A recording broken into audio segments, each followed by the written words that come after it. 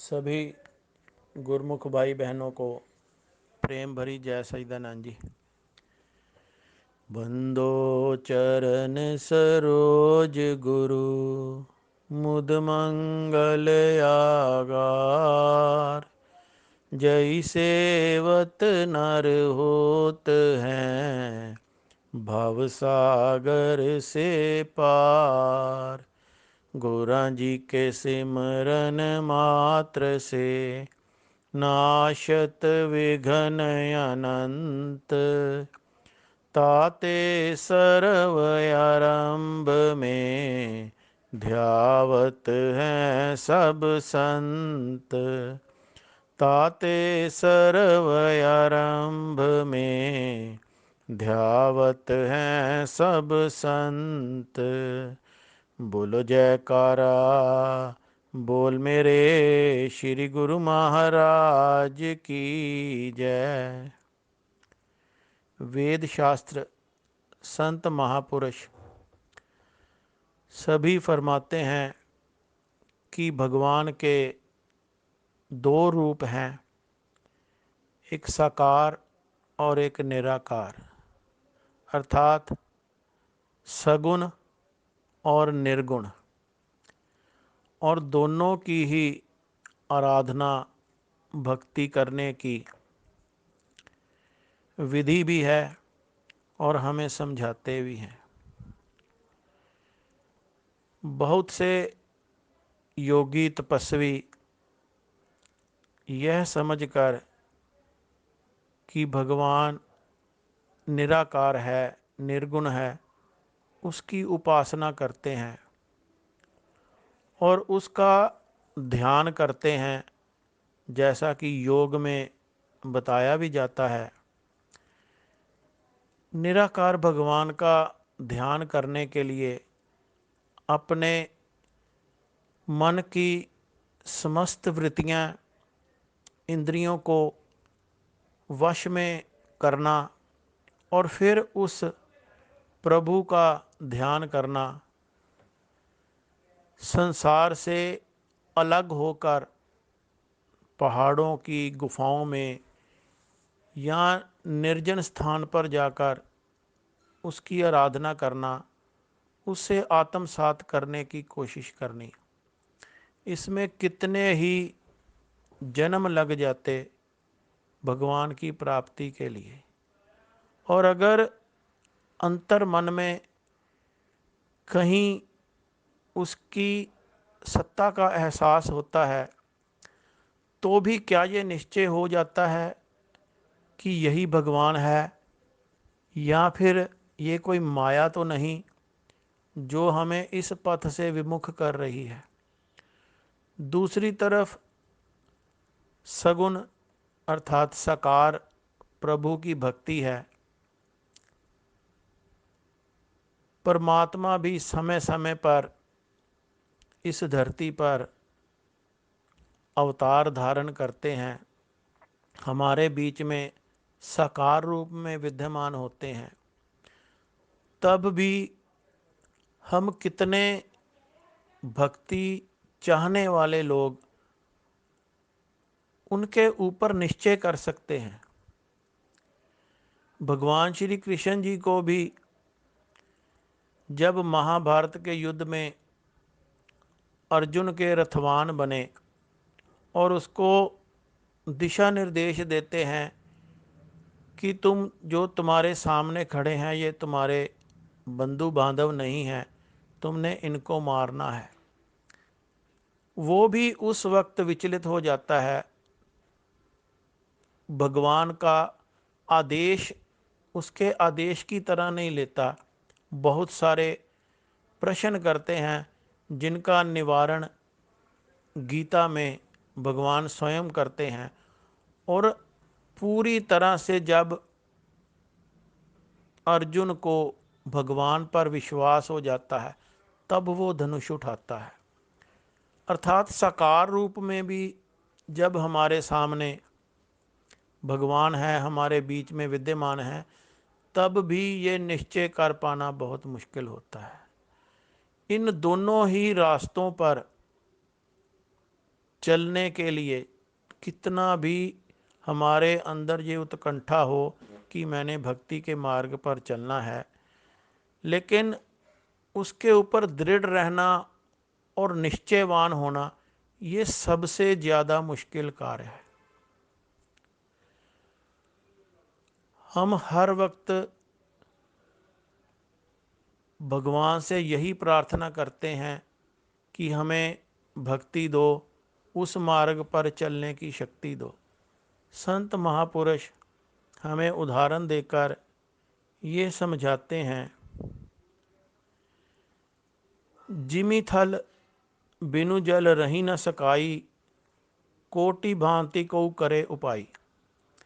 जैसे धरती पर जल है, ये दोनों एक दूसरे से अलग नहीं हो सकते।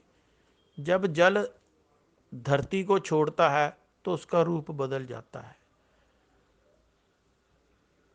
और जब धरती जल से विहीन हो जाती है तब उसका रूप बदल जाता है। जब हम धरती पर कुआं खोदते हैं तब उसके भीतर से स्वच्छ निर्मल पीने योग्य जल की प्राप्ति होती है।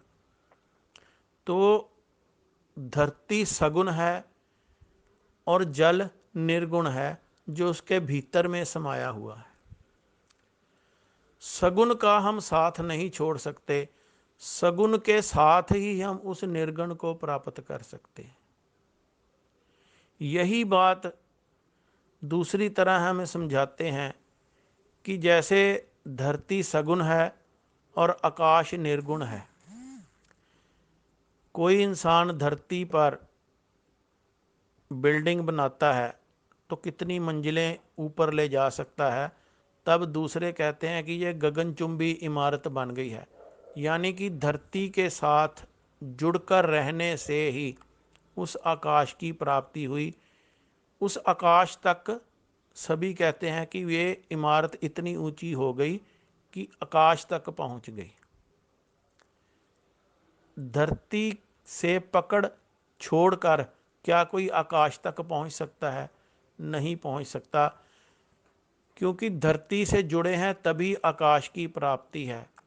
इसी प्रकार संत सद्गुरुदेव हमें समझाते हैं कि जब साकार रूप में प्रभु आपके पास विद्यमान हैं, जैसे हमारे अहोभाग्य हैं कि हमारे बीच में परमात्मा का अवतार हमें सद्गुरुदेव के रूप में प्राप्त हुआ है, तो साकार भक्ति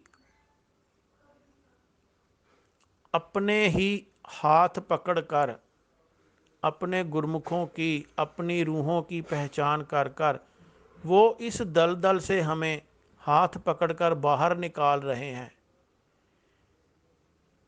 और उस निर्गुण परमात्मा तक पहुंचाने के लिए हमें रास्ता भी बता रहे हैं, उस पर कैसे चलना है ये भी बता रहे हैं। तो इतना सब कुछ हमारे ऊपर कृपा है।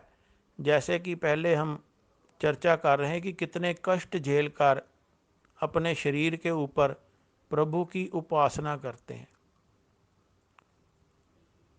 हम हर वक्त कोई भी कार्य करना हो तो हम वो कार्य करने के लिए एक कंफर्ट जोन ढूंढते रहते हैं अपने लिए, कि ये कार्य करते वक्त मैं आराम से रहूं, कोई अत्यधिक परेशानी का सामना ना करना पड़े।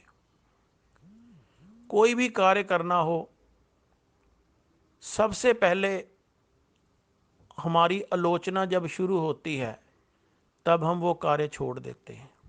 अगर आलोचनाओं को सहकर उससे आगे बढ़ते हुए दृढ़ निश्चय के साथ वो कार्य करते हैं, तब इतने उस इंसान पर, उस पथ पर चलने वाले व्यक्ति के ऊपर हमले होते हैं, कटाक्ष होते हैं, उसको हर तरह से रोकने की कोशिश की जाती है। लेकिन जो दृढ़ निश्चयी होता है वो इन सब बातों की परवाह नहीं करता। अगर कोई इंसान सत्संग में नहीं आ रहा और अचानक से हमें सत्संग में वो मिलने लगता है, एक बार, दो बार, तीन बार, तो कितने लोग हो गए। आप स्वयं विचार कीजिए कि पहले तो यही पूछेंगे हम उनसे, क्या आज आपका जन्मदिन है इसलिए आए हो, या बच्चे का जन्मदिन है इसलिए आए हो। और कितने ऐसे हमारे साथी होंगे जो ये कहेंगी, सदगुरु का बहुत बहुत धन्यवाद कि आपके दर्शन हुए और ऐसे ही आप आते रहो। ऐसे उत्साहित करने वाले बहुत कम मिलेंगे, कटाक्ष करने वाले ज़्यादा होंगे। तो कई बार तो इन्हीं बातों की झिझक से हम जाते ही नहीं हैं। 2 महीने बाद जा रहा हूँ तो वहाँ पर सभी कहेंगे कहाँ रह गए, आते नहीं थे, फिर कोई बहाना बनाएंगे। मन ऐसे बातों को लेकर ज़्यादा हावी हो जाता है और हम उस पथ पर चल नहीं पाते। और वो एक नियम जो 5 नियमों में से है सत्संग का, उसमें हम पिछड़ जाते हैं, उसमें कंपार्टमेंट आ जाती है। अगर एक सब्जेक्ट में कंपार्टमेंट आ गई तो फिर उत्तीर्ण कैसे होंगे। इसीलिए सदगुरुदेव ने हमें जो वो रास्ता कंफर्ट जोन बनाकर दिया है कि कोई परेशानी भी ना हो, संसार में रहते हुए भी सभी सुख साधनों का उपयोग करते हुए भी जब साकार के ऊपर दृढ़ निश्चय करेंगे, अपने सदगुरुदेव के प्रति हम समर्पित होंगे और उनके बताए हुए नियमों को धारण करके उनका पालन करेंगे, तब वही तो हमें उंगली पकड़कर उस निर्गुण निराकार परमात्मा का आत्मसात कराएंगे। वही हमें बताएंगे और वही हमें निश्चय भी कराएंगे कि यही हमारी मंजिल थी और यही मंजिल को हमने ग्रहण करना है, उस मंजिल को पाना है।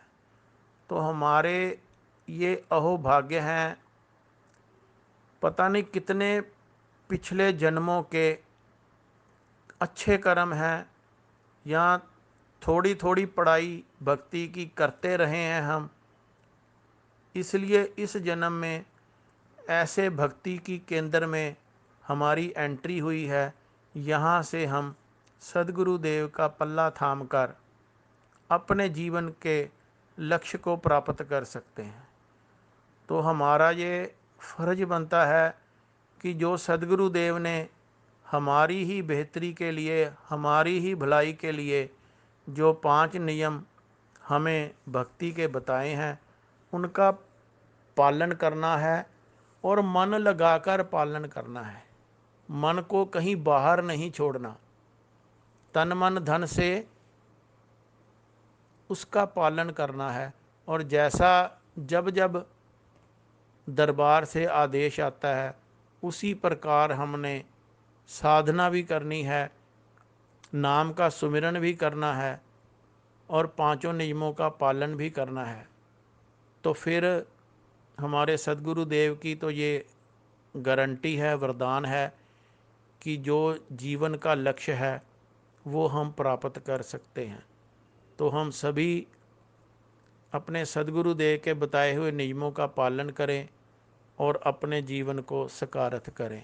बोलो जयकारा, बोल मेरे श्री गुरु महाराज की जय।